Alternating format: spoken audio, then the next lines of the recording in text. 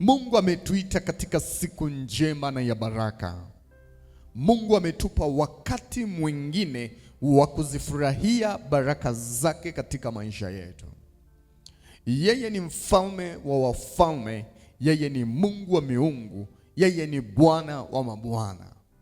Bila kujali hali ambayo tungekuwa tunaiona katika siku yetu ya leo, weka tumaini lako kwa Mungu ya kuwa yeye peke yake ni Mungu mwenye uwezo wa kukuvusha na wa kukuonyesha mambo ambayo usingeweza kuyaona, na kukupitisha mahali ambapo usingeliweza kupita, na kukupeleka mahali ambapo usingeliweza kufika. Anaongea kupitia Isaya nabii katika ile sura ya 58 mstari wa 11, akisema yeye ni Bwana atakaye kuongoza siku zote, na anasema atakushibisha mahitaji katika nchi iliyokauka, na anasema yeye ni Mungu atakayeimarisha mwili wako bila kujali hali ya magonjwa yaliyopo. Naye anatuahidi, anasema utakuwa kama bustani iliyopandwa katika maji mengi, na utakuwa kama chemichemi ya maji isiyokauka. Uwepo wa Mungu unapokuwa kwenye maisha yetu, bila kujali hali ambazo tungekuwa tunaziona na za kutisha mbele yetu, bado yeye ni Mungu mwenye nguvu, awezaye kutuinua, kututetea na kutubariki na kutupa nafasi ya ushindi katika maisha yetu, katika maisha ya ndugu zetu na katika maisha ya wapendwa wetu. Usiogope unapoianza siku ya leo ikiwa umesimama mbele za Bwana. Uwezo wa Mungu ni mkuu zaidi ya tatizo ambalo lingelikupata. Uwezo wa Mungu ni mkuu zaidi ya wanadamu ambao wangekuinukia kukutendea mabaya. Uwezo wa Mungu ni mkuu zaidi ya nguvu zote za giza.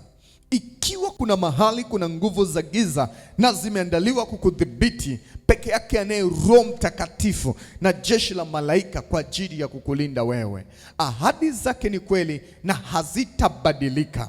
Kama anavyosema, yeye ni Mungu mwenyezi, ni Mungu asiyebadilika kamwe. Leo anataka kuwa Mungu wako katika kila utakapomwamini katika jina la Yesu.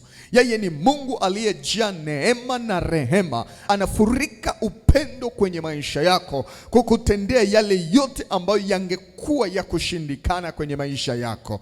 Maana amekuumba na amekufanya kwa mfano wake.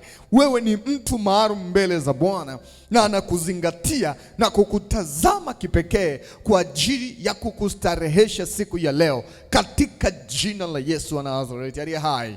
Kwa gharama ya kuiacha enzi na msalaba, yeye amekuhamisha, kukutoa katika ufalme wa giza na kukuingiza katika ufalme wa nuru, na lengo lake ni uione matunda yaliyo katika ufalme wa Mungu. Na leo ni udhihirisho ya kwamba yeye atakufanya kuwa imara kwa sababu ya ahadi aliyoianzisha pale msalabani.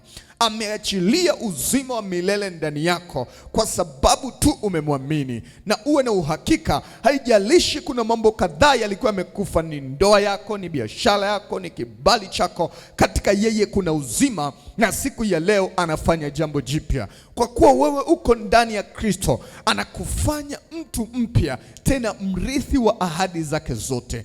Usiogope, hii ni siku ambayo Mungu ameibariki kwa ajili yako. Anazungumza kupitia nabii Yeremia katika ile sura ya 29 mstari wa 13. Anasema, nitafuta kwa mioyo yenu yote, nanyi mtaniona. Leo ni siku ya kuona ukuu wa Mungu katika maisha yako. Hebu mwinulie sauti ya shukrani unapoianza siku ya leo. Mwambie Bwana, ninakushukuru kwa ajili ya siku mpya, siku nzuri, siku ya baraka, siku ya uwepo wako, siku ya utendaji wako, siku ya nguvu zako kudhihirika kwenye maisha yangu. Hebu mwinulie Mungu sauti ya shukrani. Mwambie asante kwa kunilinda jana, asante kwa kunilinda usiku, asante kwa kuniongoza, na asante kwa kunipa nafasi mpya ya maisha. Mwinulia Mungu sauti yako. Baba, ninakushukuru. Asante kwa sababu umetutegemeza usiku na umetuamsha sasa asubuhi ya leo. Kwa jina la Yesu Kristo tumeupata ukombozi katikati ya hila na mabaya yote ambayo yangetupata. Baba, tunakushukuru kwa wingi wa rehema zako ambazo ni mpya kila asubuhi katika maisha yetu. Tunakushukuru kwa sababu rehema zako zinaongea juu yetu tena tunapoianza siku ya leo. Asante Bwana kwa uaminifu wako mkuu usioisha katika maisha yetu. Umetulinda na umetuongoza, na ndiyo maana hata sasa tunasimama mbele zako tukiwa na nguvu. Ni kwa sababu ya uweza na uaminifu wako kwenye maisha yetu. Asante Bwana kwa zawadi ya uhai uliotupa. Umetupa kuishi katika nchi ya walio hai. Asante kwa afya njema ambayo umetubarikia sisi na familia zetu. Umetufanya tuwe na nguvu hata katikati ya tauni na magonjwa ya kutisha yaliyoko duniani. Baba, asante pia kwa kuwategemeza wa watu wa nyumbani kwetu. Umewalinda wazazi wetu, umelinda watoto wetu, umelinda wenzi wetu, ili kudhihirisha upendo wako wa kweli kwa sisi tunaokuamini. Bwana, wewe uliye fungu letu la kweli, wana ndani yako tunaishi, na sisi sio chochote tusipokuwa katika uwepo wako. Jina lako limetupa umuhimu na uweza wa kuyashinda na kuyapokea yale yaliyo ya kwako. Jina lako limetuletea heshima, jina lako limetuletea uzima, jina lako limetuletea amani, jina lako limetuletea ushindi. Bwana, neema yako iliyoachiliwa juu yetu hakika imenyamazisha aibu zetu na kutuvika utukufu wako. Bwana, umekuwa mwema sana kwa wingi wa neema na rehema zako juu ya maisha yetu. Tunakuinua tena asubuhi ya leo tukisema wewe ni Baba, wewe ni Mungu mwenye utukufu mwingi. Uwepo wako umetufanya tusidhurike hata katika hila za miungu. Bwana, hata watenda mabaya umewaondolea mbali kwenye njia yetu, nasi umetusababisha kuwa warithi wa ushindi kupitia kazi ya msalaba. Umetuondoa chini ya utawala wa shetani, umetuokoa katika madhara ya kipepo.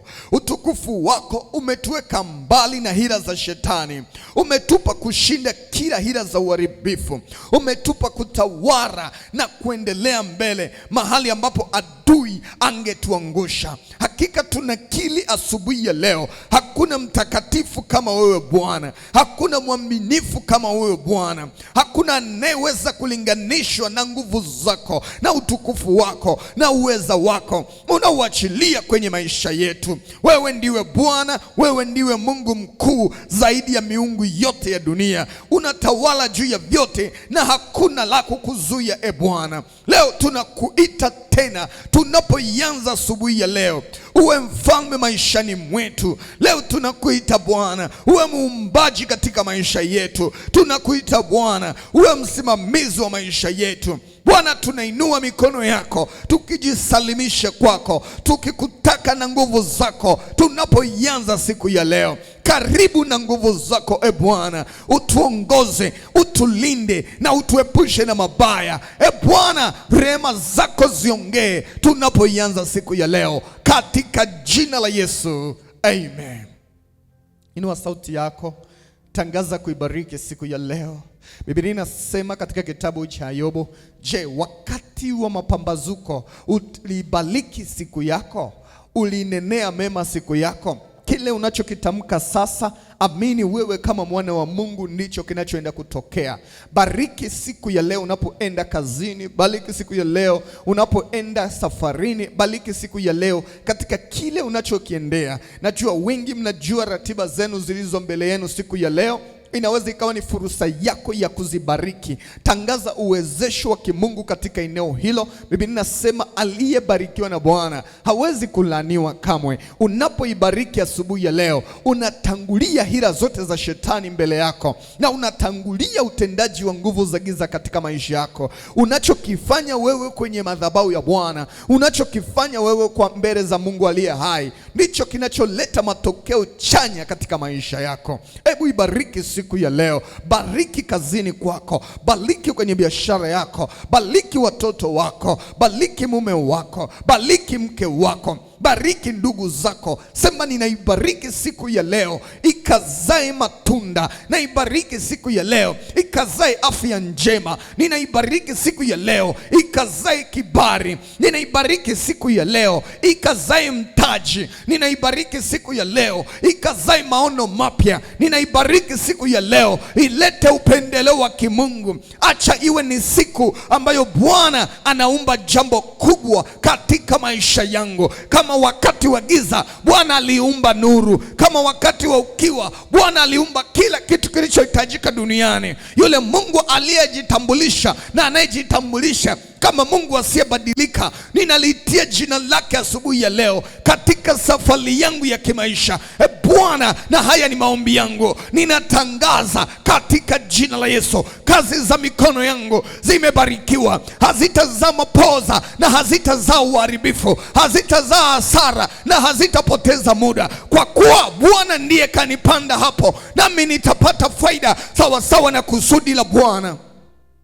Inua sauti yako na uombe, inua sauti yako na utangaze. Bariki kila unachoenda kukifanya siku ya leo. Sema katika jina la Yesu, ninabariki kila mahali palipo na mauti pawe na uzima katika jina la Yesu. Ninabariki mahali penye kudharauliwa pawe mahali pa heshima katika jina la Yesu. Ninabariki mahali penye ukame pawe mahali penye maji mengi katika jina la Yesu. Ninabariki kila mahali penye jangwa pawe na uwezo wa kutoa uhai katika jina la Yesu. Siku ya leo za faida kwenye biashara yangu, siku ya leo za amani kwenye ndoa yangu, siku ya leo za ushindi katika yale ninayoyapambania katika jina la Yesu. Ninaibariki safari yangu ya leo. Ninabariki kile ninachokusudia kukifanya siku ya leo. Ninabariki mazungumzo ya siku ya leo. Ninabariki vikao vya siku ya leo. Ninabariki kila hatua zangu siku ya leo. Mimi ninaibariki siku ya leo nikitangaza uwezo wa kimungu juu ya siku ya leo katika jina la Yesu.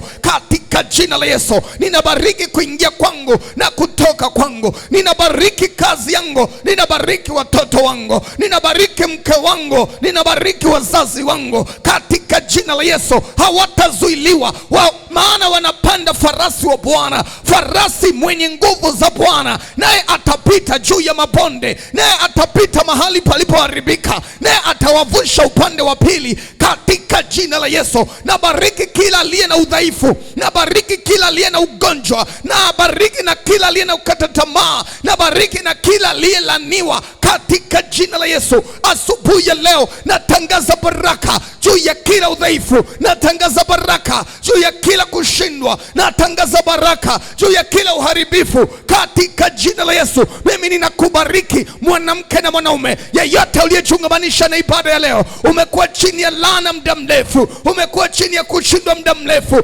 umekosa mwelekeo muda mrefu, umepoteza muda mrefu, umekuwa mtu usiyefaa kwa wenzako siku zote. Leo mimi ninakubariki katika jina la Yesu. Ninabariki kazi za mikono yako, na utaanza kuwa na faida ya kuajiriwa mahali hapo, na utaanza kuwa na faida ya kufanya hiyo biashara, na utaanza kuwa na faida ya kuanzisha hii kampuni katika jina la Yesu. Ninakubariki na kukupeleka katika njia isiyo na uovu, njia isiyo na mikwaruzo, njia ya ushindi itakuwa ni njia yako. Mimi nakubariki katika jina la Yesu.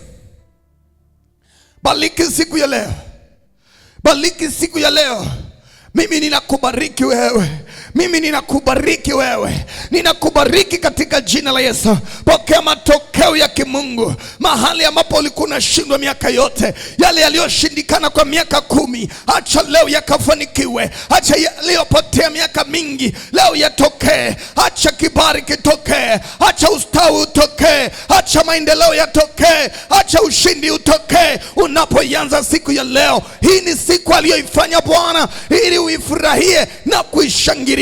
Nawe pokea baraka za Bwana katika katika yote unayoyaendea siku ya leo. Pokea baraka za Bwana kwa kile unachokifanya siku ya leo. Hautashindwa, hautazuilika, hautakamatwa, bali utaendelea. Asema Bwana Mungu wa majeshi, wewe ni mwana na Mungu, na yuko Mungu akulindaye, yuko Mungu akuongozaye. Siku ya leo yaone matunda ya kimungu katika jina la Yesu. Ninakubariki. Pokea kibali kwenye ndoa yako. Pokea kibali kwa viongozi wako wa kazi. Pokea kibali kwa kila aliyekuwa anakuchukia. Pokea kibali kwenye njia utakayoiendea siku ya leo, katika jina la Yesu wa Nazareti aliye hai. Asubuhi ya leo, hebu omba badiliko la watu wabaya. Ile neema iliyokuwa juu ya Daudi wakati alipoingia katika mji wa Nayoth iambatane na wewe siku ya leo.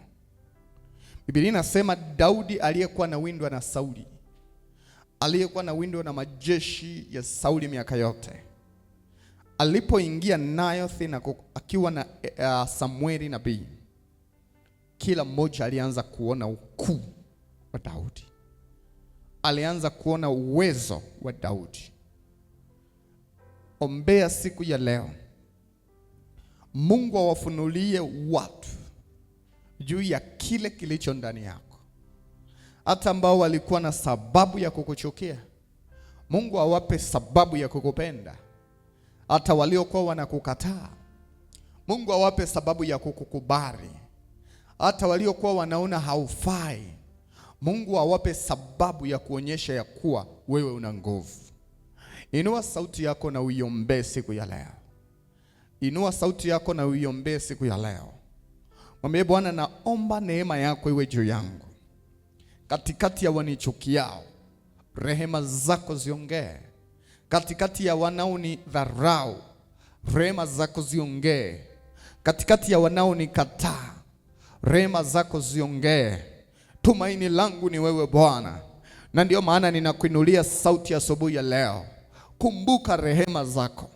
Nimekuwa na upinzani, nimekuwa na vita kazini, nimekuwa na vita ya kifamilia, nimekuwa na vita na wafanyakazi wenzangu. Bwana, kumbuka rehema kama ule upako ulioachilia wakati wa Daudi akiwa Nayoth.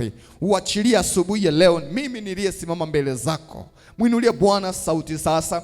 Inua sauti mbele za Bwana. Inua sauti mbele za Bwana. Inua sauti na uombe. Inua sauti na uombe. Bwana, tumekuja mbele zako tukikusihi kwa wingi wa rehema zako. Rehema zako ziongee katika maisha yetu tunapoianza siku ya leo.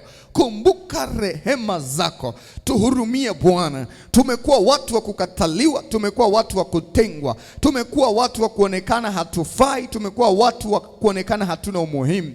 Asubuhi ya leo, na haya ni maombi yetu mbele zako, rehema zako ziongee kwa wote tunaokutana nao siku ya leo. Rehema zako ziongee katika yale tunayoyafanya siku ya leo. Kumbuka rehema, mfalme wa amani. Kumbuka rehema, Bwana wa mabwana. Rehema zako ziongee ili tuweze kuvuka kutoka katika hii vita ya muda mrefu. Tumekuwa na upinzani kazini kwetu, tumekuwa na upinzani kwenye biashara zetu, tumekuwa na upinzani kwenye huduma zetu, tumekuwa na upinzani kwenye familia zetu. Bwana, ni maombi yetu asubuhi ya leo. Acha rehema zako ziongee siku ya leo. Acha rehema zako ziwe harisi kwetu. Kumbuka rehema Bwana. Tumelia muda mrefu, tumedharauliwa miaka mingi, tumepingwa miaka mingi, tumewekwa mahali pasipofaa miaka mingi, tumepotezewa muda miaka mingi. Bwana, ni maombi yetu asubuhi ya leo. Rehema zako ziongee Bwana. Kumbuka rehema Bwana. Kumbuka rehema Bwana. Rehema zako ziongee Bwana. Tukubalike mbele ya viongozi wetu ambao wametukataa miaka mingi. Tunafahamu ziko roho za kipepo ambazo zilipandwa juu yao ili kutuchukia, ili kutufanya hatufai. kama neno lako linavyosema, wabaya walitupwa tangu tumboni kwa mama zao. Bwana, na haya ni maombi yetu asubuhi ya leo. Kumbuka rehema, kumbuka rehema, zile rehema zilizoongea kwa Daudi wakati anapigana na Sauli, wakati anawindwa na Sauli, zile rehema zilizoongea juu yake alipokuwa ameingia Nayothi. Bwana, na haya ni maombi yetu katika ibada ya asubuhi ya leo. Kumbuka rehema zako, kumbuka rehema katikati ya ghadhabu, kumbuka rehema katikati ya machafuko, kumbuka rehema katikati ya kudharauliwa, kumbuka rehema katikati ya vita, kumbuka rehema katikati ya migogoro, kumbuka rehema. Bwana, watu wengine wameinuka kinyume na sisi, hatuna cha kufanya ili watukubali, hatuna cha kufanya ili watupende. Tumejaribu kwa kila namna, lakini siku zote tumeishia kuonewa, tumeishiwa kukataliwa. Lakini asubuhi ya leo twajua wewe ni Mungu muumbaji. Hebu kumbuka rehema juu yetu. Mungu usiyebadilika ni wewe, Mungu usiyebadilika ni wewe. Ni kweli tuko maeneo ambayo ni hatarishi, tuko kwenye familia ambazo ni hatarishi, lakini Bwana, na haya ni maombi yetu. Tunaye Mungu asiyeshindwa, kama Ezekia anavyosema, katikati ya uharibifu, katikati ya mabaya ya mataifa, sisi hatutaogopa, maana tuna Mungu wa kweli. Kama Ezekia anavyosema, wengine wameshindwa kwa sababu ya hali na aina ya miungu yao, sisi tunashinda kwa sababu tunaye Mungu wa kweli. Na haya ni maombi yetu. Ikiwa wale wanaotuchukia, ikiwa wale wanaotutendea mabaya, ikiwa wale wanaoharibu maisha yetu, Bwana, hakuna aliye na nguvu za kukushinda. Tunaomba nguvu zako ziwe juu yetu ili kutufanikisha kuwa watu bora katikati yao. Tupe kukubariki. Inua sauti yako na uombe. Na kuombea katika jina la Yesu, na kuombea katika jina la Yesu. Ninaondoa roho ya kukataliwa iliyo juu yako. Ninaondoa roho ya kudharauliwa iliyo juu yako. Ninaondoa kila roho mbaya ambayo shetani ameipanda juu yako, kila nguvu ambayo imewekwa juu yako ili kuwa mtu wa kuchukiwa, ili kuwa mtu wa kudharauliwa, ili kuwa mtu usiyefaa, katika jina la Yesu. Hiyo roho inayokuonyesha wewe ni dhaifu, hiyo roho inayokuonyesha wewe ufai, katika jina la Yesu. Haijalishi ni roho za mizimu, haijalishi ni uchawi, haijalishi ni laana, hakuna cha kumshinda Yesu. Asubuhi ya leo ninakuamuru roho yoyote unayekaa ndani ya mwana wa Mungu, toke katika jina la Yesu. Release in the name of Jesus. Ondoka katika jina la Yesu. Roho yoyote isiyo ya Mungu, roho yoyote inayotesa wana wa Mungu, asubuhi ya leo sikia sauti hii ya kinabii. Achia wana wa Mungu, achia. Inua mikono yako juu. Roho ya shetani inayokufanya uwe mtu usiyefaa, inayokufanya uwe mtu usiyefaa kuolewa, usiyefaa kuinuliwa kazini, usiyefaa kukaa kwenye hiyo biashara, usiyofaa kukaa kwenye hiyo kampuni, hiyo roho inayosababisha unyimwe kazi kwenye kampuni yako, ninaamuru asubuhi ya leo hiyo roho ikutoke kwa jina la Yesu Kristo mwana Mungu aliye hai. Kwa mamlaka ya kinabii niliyopewa na Yesu Kristo, ninaamuru kila nguvu yoyote ambayo imepandwa kwenye maisha yako kwa siri, imepandwa kwenye nyumba yako, imepandwa kwenye mavazi yako, imepandwa kwenye hedhi yako, imepandwa kwa njia ya ndoto, kwa mamlaka ya jina la Yesu, kila roho ya shetani asubuhi ya leo na ikutoke katika jina la Yesu. Naamuru ikutoke katika jina la Yesu. Roho yoyote inayokufanya uwe mtu usiyefaa, roho yoyote inayokufanya uwe mtu wa kawaida, roho yoyote inayokufanya uwe mtu asiyestahili, hiyo roho na iondoa juu yako. Hata sasa Bwana anakupeleka kwenye nafasi yako ambayo adui alimiliki miaka mingi, pale ambapo alimkalisha mtu wake Ninakuita asubuhi ya leo, nenda kwenye nafasi uliopewa na Mungu siku ya leo. Ambaye mlango wa ndoa ulikuwa umefungwa, ufunguke. Ambaye mlango wa kuinuka ulikuwa umefungwa, ufunguke. Ambaye ulikuwa umezuiliwa, umewekewa kivuli, umewekewa kutofaa, asubuhi ya leo nasema umefaa katika jina la Yesu. Shangilie Bwana. Hebu nisikilize. Hebu tuombe kwenda kinyume na nguvu za giza. Ni eneo muhimu sana la kuombea hili. Katika kitabu cha Wakolosai sura ya 1 mstari wa 13 na 14. Sikiliza kwa makini.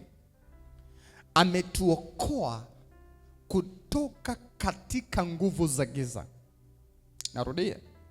Ametuokoa kutoka katika nguvu za giza na kutuhamisha hadi ufalme wa mwana wake aliyempendwa, ambaye katika yeye tuna ukombozi, yaani masamaha ya dhambi.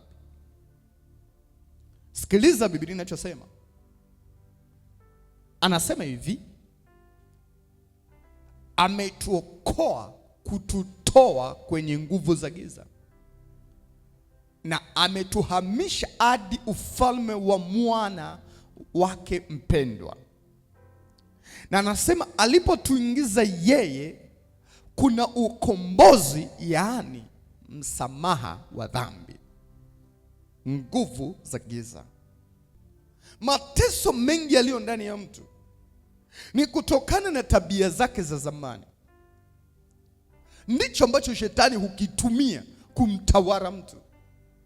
Ndicho ambacho shetani hukitumia kuharibu maisha ya mtu. Rekodi ya dhambi katika maisha yako.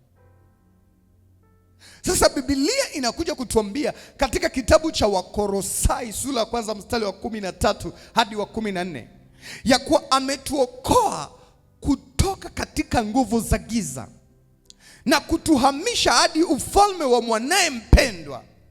Sikiliza. Yaani ametuokoa kututoa kwenye sababu ya mateso kwenye maisha yetu. Ya kwamba shetani alikuwa na sababu hii.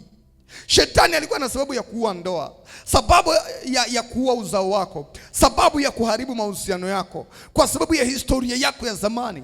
Sasa Yesu amekuhamisha huko. Na alipokuhamisha amekuleta kwenye ufalme wake, ambapo katika ufalme wake kuna ukombozi. Na ukombozi huu ni msamaha wa dhambi. Yaani kilichokuwa kinampa mandate shetani kukamata uzao wako, kukamata ndoa yako, kukamata fedha yako, shetani alikuwa anakitumia, lakini Yesu amekuja kukiondoa. Yesu anasema katika ile Mathayo sura ya 4 mstari wa 16, watu waliokaa gizani wameiona nuru kubwa, wale walio katika nchi ya uvuli wa mauti nuru imewazukia. Yesu anasisitiza, anasema bila kujali nguvu za giza zilikuwa na uwezo kiwango gani, Yesu amekuja kukupa uhuru. Yesu amekuja kukupa maisha. Amekuja kuiondoa ile mamlaka ya shetani dhidi yako, kwa sababu aliitumia nguvu ya dhambi, aliitumia nguvu ya dhambi kutawala maisha yako. Sasa Kristo akishaachilia wokovu wake juu yako, nini kinafuata? Biblia inasema katika kitabu cha Luka sura ya 10 mstari wa 19, anasema tazama, nimewapa mamlaka ya kukanyaga nyoka na nge na hizo nguvu zote za adui, wala hakuna kitu kitakachowadhuru. Sikiliza, kwa kuwa tayari dhambi yetu imesamehewa katika ulimwengu wa roho, tambua shetani anaishi kinyume cha sheria kwenye maisha yetu. Kwa sababu hiyo anatakiwa kuhamishwa kwenye maisha yetu. kuambiwa ni kweli uliikamata ndoa yangu kwa sababu ya tabia za ujana wangu. Ni kweli umeharibu uzao wangu kwa sababu niliwahi kutoa mimba. Ni kweli umekamata maono yangu kwa sababu niliwahi kumdharau Mungu au watumishi wa Mungu. Na kutangazia siku ya leo, ukombozi tayari umekuja maishani mwangu. Kwa sababu hiyo, huna sababu ya kukaa hapa tena. Sikiliza, maombi haya ya kumwamuru shetani ndiyo yatakayosababisha siku ya leo iwe mpya katika maisha yako. Haribu mamlaka na nguvu za giza dhidi yako. Wengine tunaishia tu kwa sababu kuna maandiko. Mungu amesema. Ni kweli Mungu amesema, lakini kuna mamlaka ameachilia juu yako ya jina la Yesu, kwamba ile kazi aliyokuja kuifanya msalabani sasa unaidhihirisha kwamba katika jina la Yesu nasimama katika kile Mungu alichokianzisha pale msalabani, kusema mimi nimehamishwa kutoka katika ufalme wa giza, nami ninatangaza kila nguvu za giza zinazofanya kazi ndani yangu, ndani ya watoto wangu, ndani ya mume wangu, ndani ya wazazi wangu, kwa sababu ya dhambi yangu ya zamani.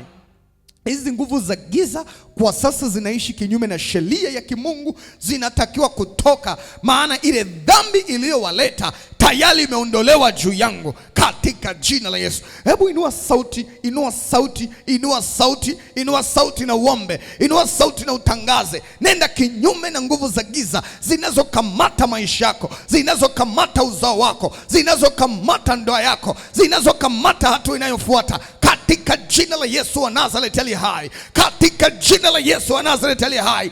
Kila nguvu za giza zilizokuja kwenye maisha yangu, zinazotawala maisha yangu kwa sababu ya historia yangu ya zamani, kwa sababu ya asili yangu ya zamani, kwa sababu ya yale niliyoyafanya, kwa sababu ya maisha niliyoyaishi, kwa sababu ya upuuzi niliyokuwa nao, nami ninatangaza asubuhi ya leo, kumbuka iko kazi ya msalaba iliyofanyika kwa ajili yangu, nao ni ukombozi, yani masamaha ya dhambi, katika jina la Yesu wa Nazareti. Ninatangaza juu ya ufalme wa giza, ninatangaza juu ya mamlaka za kipepo, ninatangaza juu ya mamlaka za mizimu, ninatangaza juu ya mamlaka za laana, katika jina la Yesu. Mimi nimesamehewa dhambi, na kilichokuwa kinakuweka maishani mwangu hakiko tena, maana mimi sio wako, sio yule uliyemjua, sio yule uliyemmiliki. Tayari nimehamishwa katika ufalme wako.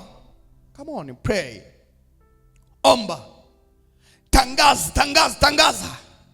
Usinyamaze, usitulie. Tangaza juu ya nguvu za giza. Kile kilichokuwa kinakupa mamlaka juu yangu, kile kilichokuwa kinakupa mamlaka juu ya watoto wangu, umeharibu uzao wangu kwa sababu ya tabia zangu za zamani, na kutangazia asubuhi ya leo, ile tabia haina nguvu tena kwa sababu mimi nimesamehewa dhambi. Hiyo tabia haina mamlaka tena kwa sababu mimi nimekuwa kiumbe kipya, katika jina la Yesu. Kila sababu ya ndoa yangu kuharibika leo, hiyo sababu naiondoa kwa jina la Yesu wa Nazareti aliye hai. Kila sababu ya kusambaratika kwa familia yangu leo naiondoa katika jina la Yesu wa Nazareti aliye hai. Kila sababu ya kufirisika mimi naiondoa kwa jina la Yesu. Kila sababu ya kupoteza leo naiondoa. Kila sababu ya mauti, kila sababu ya uharibifu ninaiondoa katika jina la Yesu. Kila kiti cha enzi cha shetani kwenye maisha yangu leo nakivunja na kibomoa. Leo navunja na bomoa. Leo navunja na bomoa. Leo navunja na bomoa mamlaka ya kipepo, mamlaka ya shetani iliyokuwa kwenye ndoa yangu, iliyokuwa kwenye jumba yangu, iliyokuwa kazini kwangu, iliyokuwa popote kwenye maisha yangu. Leo naibomoa, maana hiyo dhambi iliyowareta haipo tena. Omba. Uliwahi kutoa rushwa ili upate kazi, uliwahi kutoa rushwa ili uinuliwe kazini. Shetani ametumia hiyo njia ya kukufanya kuwa mtumwa. Tangaza asubuhi ya leo, kwa ukombozi wa Kristo Yesu. Uliondolea mbali maisha ya uovu, uliondolea mbali maisha ya uovu katika jina la Yesu. Katika jina la Yesu ninaongea na kila dhambi ambayo ilikuwa inabeba nguvu za giza. Hiyo dhambi haina mamlaka ya kuwepo juu yangu katika jina la Yesu. Kila mlango uliofunguliwa na dhambi asubuhi ya leo ninaufunga. Kila mlango uliofunguliwa na uovu leo ninaufunga katika jina la Yesu. Kila daraja la shetani kuja maishani mwangu leo ninalifunga katika jina la Yesu. Kinachomleta shetani kwenye ndoa yangu, kinachomleta shetani kwa watoto wangu, kinachomleta shetani kazini kwangu, kinachomleta shetani kwenye biashara yangu, katika jina la Yesu asubuhi ya leo naamuru na kutangaza, wakati wako umeisha, wakati wako wa kutenda kazi umeisha. Mimi ni mwana wa ufalme, sio yule tena wa dhambi, sio yule tena wa uovu. Mimi nimesamehewa dhambi katika jina la Yesu. Natangaza mamlaka ya kimungu iongee sasa juu ya kila kazi ya shetani dhidi ya maisha yangu.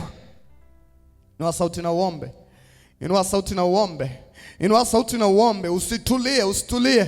Kile kinachompa mandate shetani, kile kinachompa ruhusa shetani, kitangazie tayari umeondolewa katika maisha yangu. Kumbukumbu mbaya tayari zimeondolewa katika maisha yangu. Siku ya leo ninakomesha ule utendaji wa vita vya kiroho. Hiyo vita niliyodumu kwa muda mrefu, hiyo vita ya kiroho, nimekuwa na mapambano na nguvu za giza miaka mingi, kwa sababu nalienda kwa waganga wa kienyeji, kwa sababu nalitumainia nguvu za giza. Asubuhi ya leo natangaza kama Bwana Mungu aishivyo, historia hiyo imeondolewa. Nimefutiwa deni, nimefutiwa deni. Hiyo sababu ya hiyo vita ya kiroho na iondoa juu yangu katika jina la Yesu. Katika jina la Yesu ninatangaza kila nguvu inayoleta uovu kwenye maisha yangu kwa sababu ya maisha yangu ya zamani, katika jina la Yesu, hiyo roho ya uovu, hiyo roho ya uharibifu, ninaiamuru asubuhi ya leo, achia maisha yangu,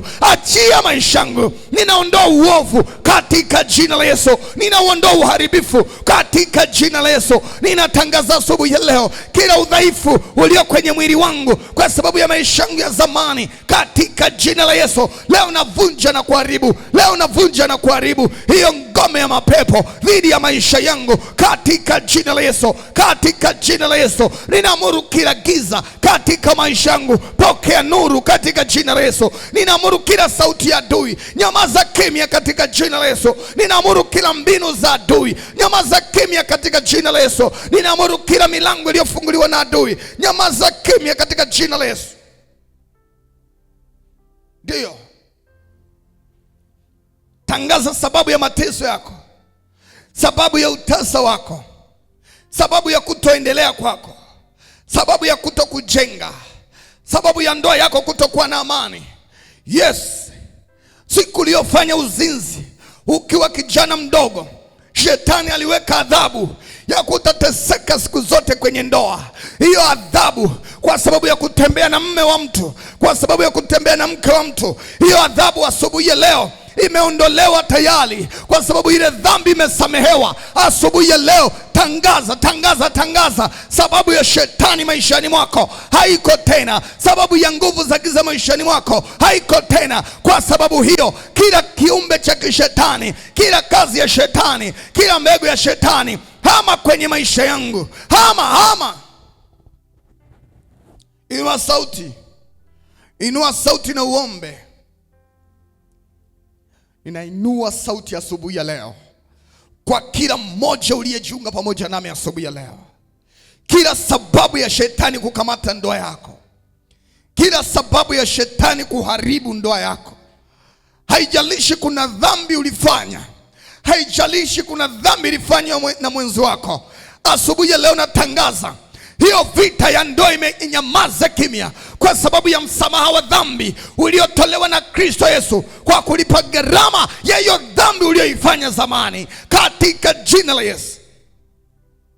Kila matatizo ya kiuchumi ambayo umeyapitia miaka mingi kwa sababu ulishindwa kufuata maelekezo ya kishetani, katika jina la Yesu. Hayo matatizo ya kiuchumi ninayakomesha juu yako asubuhi ya leo, kwa sababu hana haki shetani ya kukamata uchumi wako. Wewe umesamehewa dhambi na umeingizwa katika ufalme wa nuru. Nguvu za giza ziondoe mikono yake kwenye uchumi wako katika jina la Yesu. Kila viumbe vya kishetani vilivyotumwa kwenye maisha yako kukamata uchumi wako, kuleta matatizo wakati unapokaribia kufanikiwa, kuleta taabu wakati unapokaribia kuendelea, katika jina la Yesu, asubuhi ya leo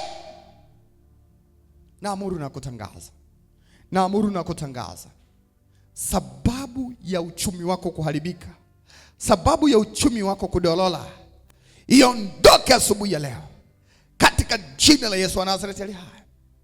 Kinachosababisha matatizo kwa watoto wako, kinachosababisha ufahamu wa watoto wako kuharibika, kinachosababisha maisha ya watoto wako kuharibika, huyo shetani aliyesema hawa watoto watakuwa mapoza, hawatakuja na faida, hawatakuja na maendeleo, hawatafanya chochote hata akiwekezaje, hiyo laana naibatilisha, kwa kuwa dhambi yako ya zamani imefutwa kwenye maisha yako, imefutwa kwenye ndoa yako katika jina la Yesu. Hiyo laana iliyokuwa inafuatilia watoto wako kuwa watoto mapoza katika jina la Yesu, hiyo roho inawaachia, hiyo damu inayolia inayosema ilitolewa mimba, iliharibiwa, lazima hata watakaozaliwa wasiwe wakufaa katika jina la Yesu. Neno la Bwana linasema iko damu inayonena mema zaidi ya ile damu ya Habili. Haijalishi kuna damu inayonena mabaya juu ya uzao wako, katika jina la Yesu natangaza damu ya Yesu inene mema, natangaza damu ya Yesu inene mema. Yeye aliyekusamehe alikusamehe na dhambi hiyo, yeye aliyekuweka huru alikuweka huru na hiyo laana katika jina la Yesu. Hiyo laana na itoe kwenye mifupa ya watoto wako, na itoe kwenye ubongo wa watoto wako, na itoe kwenye ufahamu wao katika jina la Yesu. Watoto wako na watoa chini ya laana za uharibifu. Hawataishia kuvuta madawa kulevya, hawatakuwa mashoga, hawatakuwa watoto wa mtaani, hawatakuwa watoto wasiofaa, bali Bwana anawageuza asubuhi ya leo na kuwapa tumaini jipya kutoka kwake katika jina la Yesu. Wewe uliyetangaziwa hautafika popote, ninakuona mahali sahihi. Ninakuona mahali sahihi. Inua mikono yako juu. Dhambi yako imesamehewa na nafasi ya shetani kwenye maisha yako imeondolewa.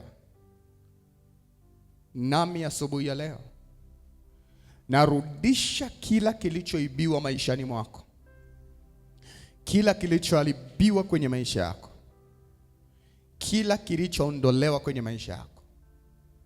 Ikiwa dhambi imeleta madhara yoyote kwako, kwa mamlaka niliyopewa na Yesu Kristo, umesamehewa dhambi na unarejeshewa maisha yako katika jina la Yesu wa Nazareti.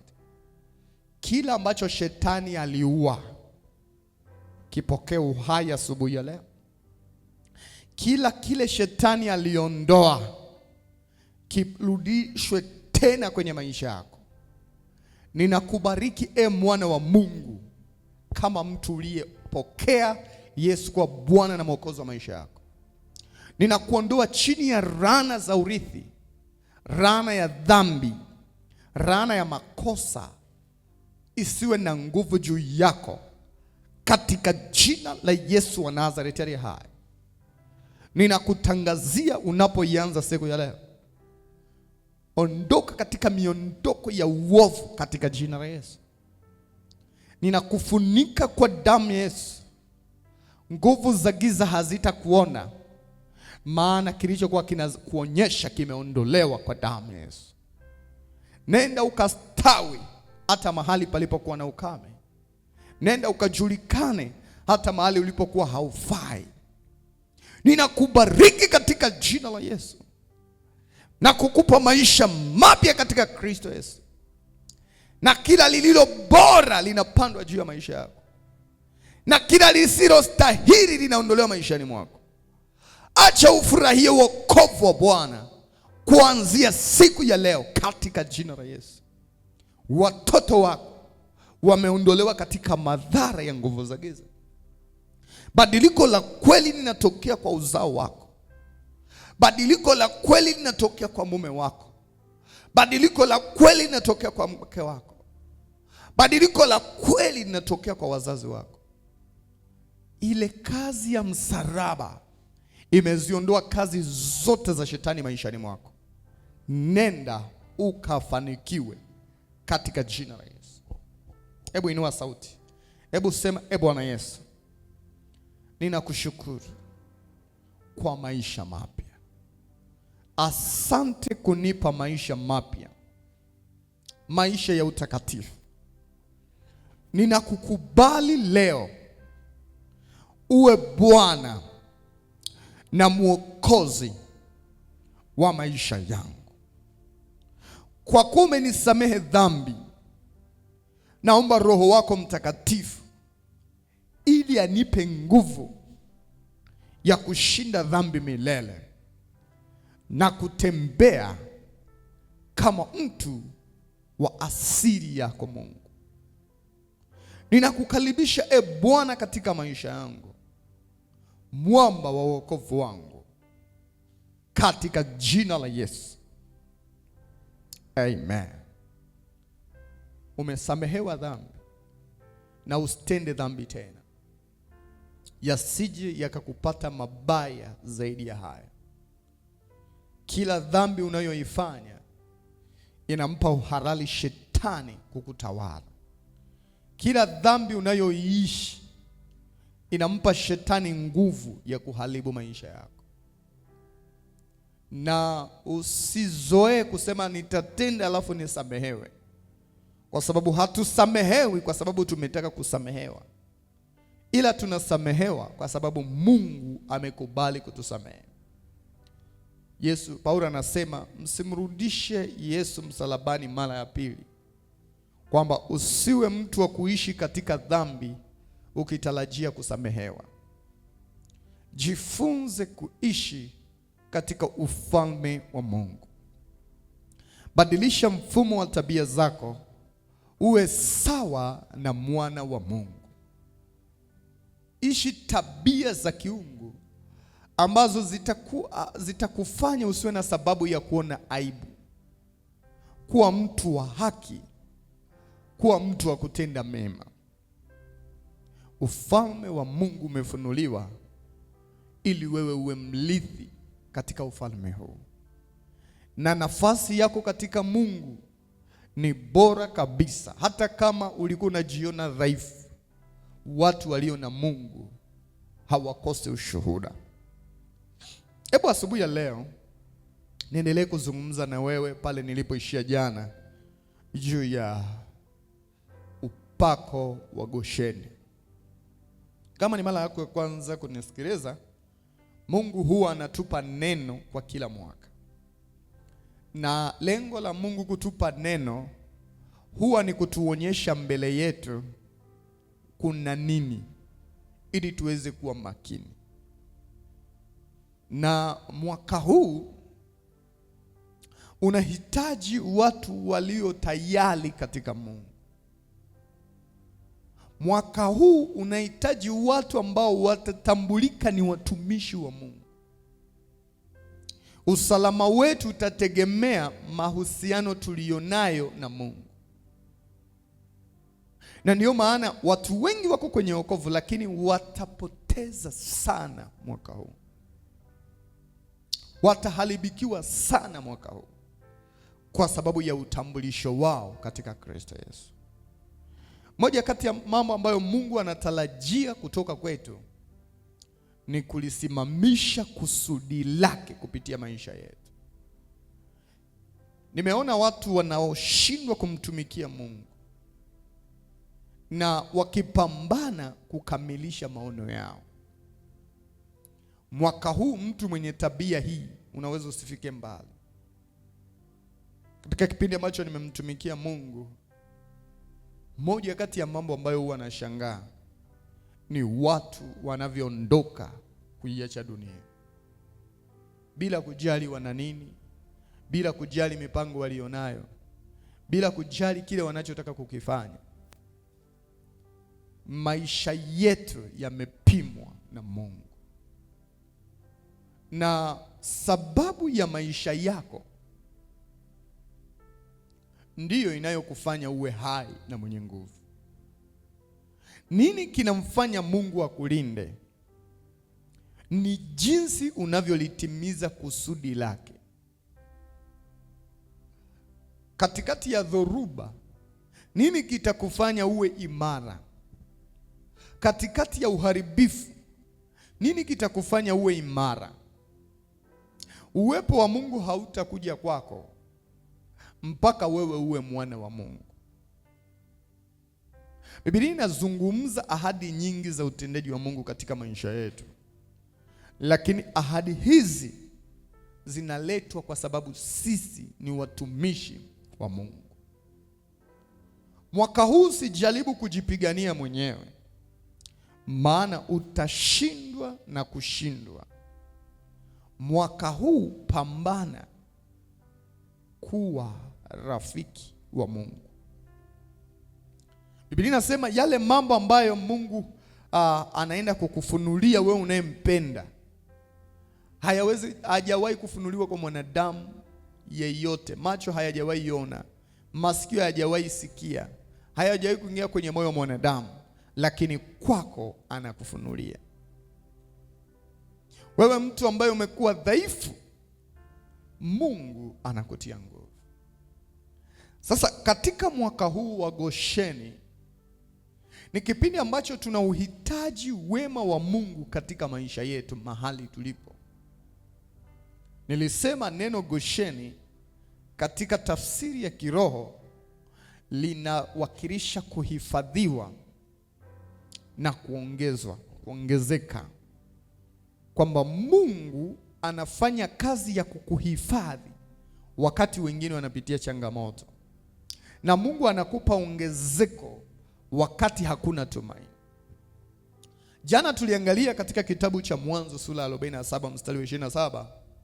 Biblia inazungumza katika eneo hili ya kuwa Israeli akakaa katika nchi ya Misri, katika nchi ya Gosheni. Na nilikwambia jana hapa anaimaanisha mkoa wa Gosheni. Wakapata mali humo, wakaongezeka na kuzidi sana. Kumbuka kipindi hiki kilikuwa ni kipindi cha njaa kali kwa dunia wakati ule. Lakini watu hawa walipoishi Gosheni, ukame haukuleta madhara kwao. Ijapokuwa kuna ukame, lakini wao wanazidi kutajirika tu. Watu wanashangaa, nini kinaendelea?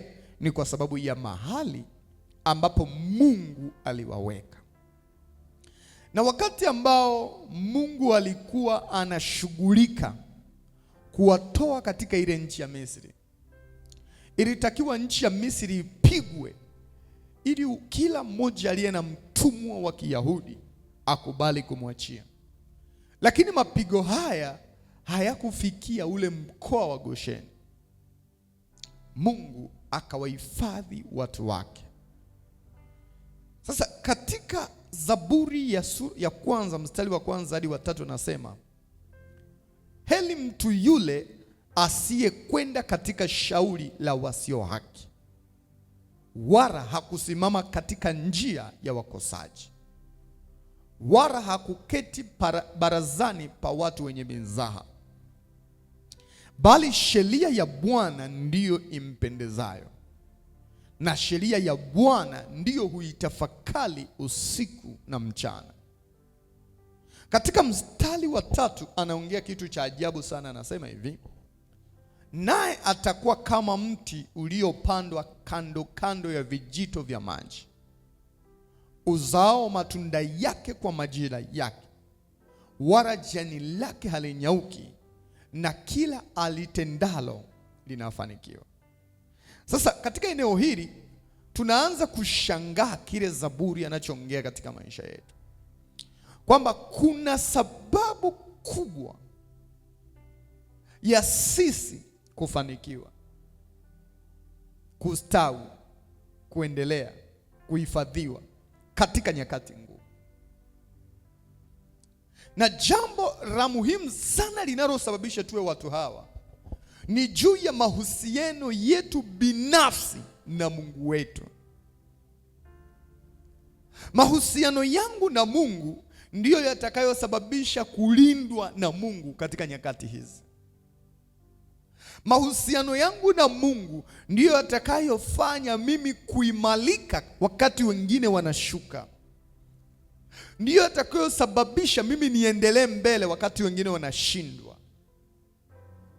Tunapotamani utendaji wa Mungu katika maisha yetu, ni lazima kuanza kutazama kile kinachomfanya Mungu awe baba kwenye maisha yetu. Tunaweza tukawa ni Wakristo na tuna majina ya Kikristo kabisa, lakini kama hatuwezi kuwa wale ambao Mungu anawataka ili ashughulike nao, hatuwezi kupokea chochote. Matatizo makubwa yaliyo ndani ya mwanadamu Mkristo hayatokani na shetani. Shetani ana nafasi ndogo kukudhibiti wewe. Udhibiti wa shetani ni mdogo mno juu ya maisha yako. Kinachokudhibiti wewe ni udhaifu wa mahusiano yako na Mungu. Sikiliza, Yohana anasema hivi, Yohana Mbatizaji, mimi ninawabatiza kwa maji, lakini yuko atakaye kuja kuwabatiza kwa Roho na kwa moto. Sikia, anasema anakuja mtu ambaye atawafanya ninyi muwe hatari kwa nguvu za giza, kwa moto. Anazungumzia hivi, itakuwa ni ngumu nguvu za giza kuwakaribia ninyi. Yaani kama unaweza kustahimili kuweka mkono wako kwenye jiko la gesi, ndivyo ambavyo shetani anapata wakati mgumu kukugusa wewe. Ukiona shetani mpaka kakugusa, kama wewe ni mwana wa Mungu, ametumia jitihada kubwa na mapambano makubwa kukufikia. Watu wa Mungu, eleweni hili. Sio rahisi shetani kugusa maisha yako. Hapana. Lakini kinachotukwamisha ni aina ya mahusiano yetu na Mungu. Na ndiyo maana wana wa Israeli miaka 40 kuishi jangwani haikuwa sababu ya shetani. Ilikuwa ni kwa sababu ya kutoweza kuwa na mahusiano sahihi na Mungu wao, ili ule utendaji wa Mungu uweze kudhihirika kwao, kwamba kuna kilichokuwa kinasababisha Mungu afanye kazi katika maisha yao na hawakifati. Na ndiyo maana mwandishi wa Zaburi anaanza kutupa siri kuanzia ule mstari wa kwanza na mstari wa pili, na anatupa ufunuo wa ajabu ya kwamba watu hawa watakuwa katika ushindi wa kipekee. Ukisoma katika kitabu cha Wathesalonike wa pili sura ya 3 mstari wa 3, anasema hivi, lakini Bwana ni mwaminifu, naye atawatia nguvu na kuwalinda na yule mwovu. Sikiliza, lakini Bwana ni mwaminifu, naye atawatia nguvu, number 1. Number 2, atawalinda na yule mwovu.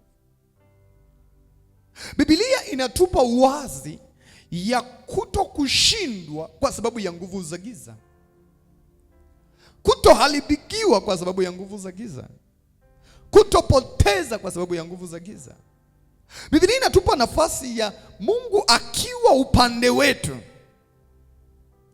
tunakuwa watu walio imara, watu wasiotikiswa na kazi za shetani.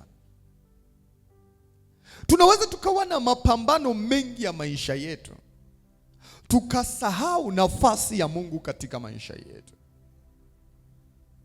Nilikufundisha juu ya yule mama Msamaria, na nitaendelea kufundisha, aliyemnyima Yesu maji ya kunywa, ambayo alikuwa ni maji actually ya kukata kiu.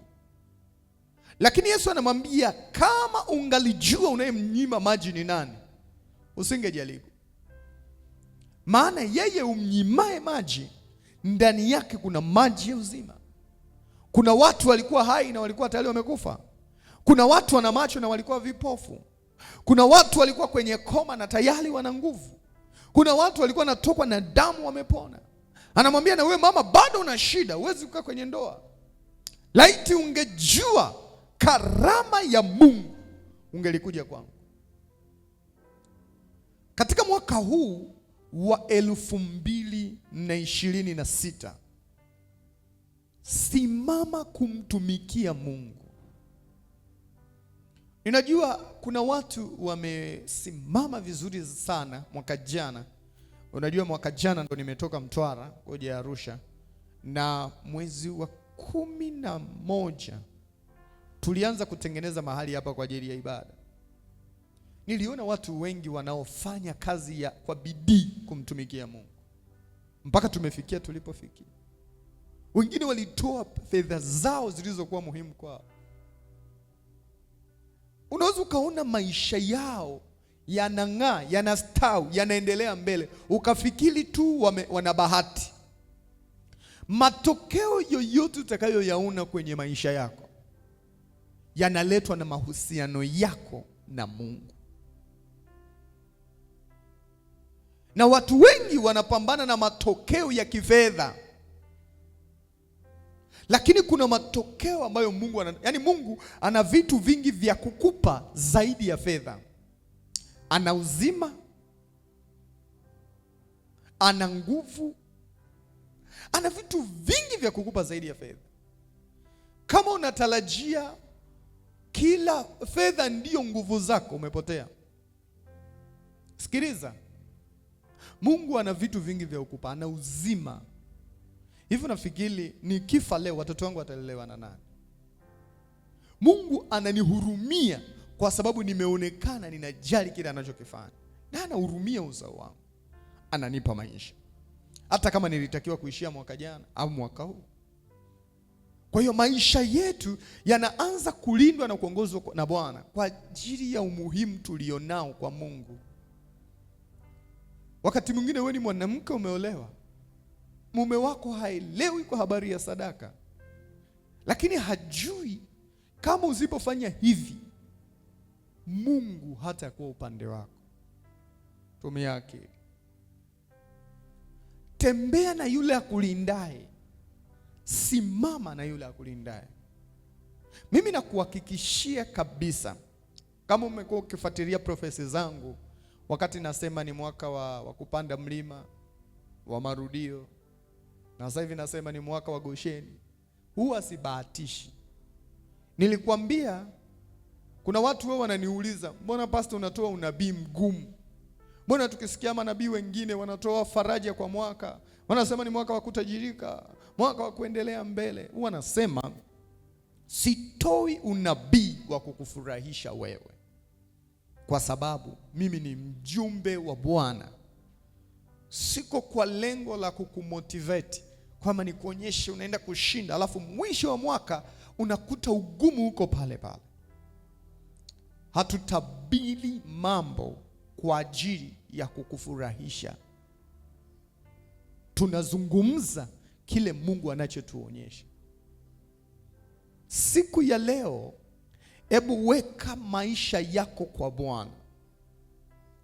Kuwa tayari Mungu akutumie. Kuwa tayari kwa yule Mungu anayemtaka. Isaya nabii anasema katika ile sura ya 40 mstari wa 31, lakini wao wamngojeo Bwana watapata nguvu mpya. Watapanda juu kwa mabawa kama tai. Watakimbia hawatachoka. Watatembea hawatazimia. Je, umempa Mungu nafasi katika maisha yako mwaka huu? Utauona wokovu wa Bwana katika maisha yako. Asubuhi ya leo tengeneza badiliko na ufanye wokovu kuwa halisi, na uyafanye kuwa maisha yanayomtegemea Mungu. Naye Baba kwa uaminifu wake anasema ukimngojea utapata nguvu mpya. Katikati ya dhoruba, katikati ya mabaya, katikati ya dhiki, Mungu ameandaa kukuhifadhi, ameandaa kukupa nuru, ameandaa kukupa ubora na uajabu katika kile unachokifanya, katika jina la Yesu. Shika sadaka yako asubuhi ya leo kwa ajili ya Bwana. Najua unaenda kazini kwako, najua unaenda kwenye biashara yako, najua una safari na mambo kadha wa kadha. Sadaka inadhihirisha ibada yako. Hakuna ibada inayokamilika bila sadaka. Yaani kama unaomba, unafunga, unafanya chochote lakini huwa hutoi sadaka, shetani analitumia kama daraja la kukuzuia. Kwa hiyo achilia sadaka yako kwenye akaunti ya benki hapo chini au namba ya simu, na sadaka hii unayoitoa ni kwa ajili ya kumtumikia Mungu, kufanya injili na kazi ya Mungu iendelee. Haumsaidii Mungu, lakini unakuwa sehemu ya kukamilisha maono ya kazi ya msalaba. Ninakuombea unapoianza siku ya leo, pokea siku ya baraka itakayozaa ustawi katika kazi za mikono yako kwa jina la Yesu wa Nazareti aliye hai. Pokea mwongozo wa kimungu siku ya leo, ukafike na kufanya yale ambayo yatazaa faida kwenye maisha yako katika jina la Yesu wa Nazareti aliye hai. Pokea upako wa ukuaji, kusiwepo kudumaa tena, bali ukue na kuendelea mbele katika jina la Yesu wa Nazareti aliye hai. Pokea ulinzi wa kimungu, wewe na watu wa nyumbani kwako, mabaya yasiwapate wala kuwakaribia. Pokea mafanikio kwa kila unachokifanya leo katika jina la Yesu wa Nazareti. Pokea muujiza kila mahali unapomwamini Mungu katika jina la Yesu wa Nazareti aliye hai. Pokea matumaini mapya kwa kila palipokuwa pameshindikana. Pokea neema ya ukombozi katika hatari zote. Upendo wa Mungu na ukufanye kuwa bora katika kila eneo utakalo kuwepo siku ya leo. Morning glory in the name of Jesus.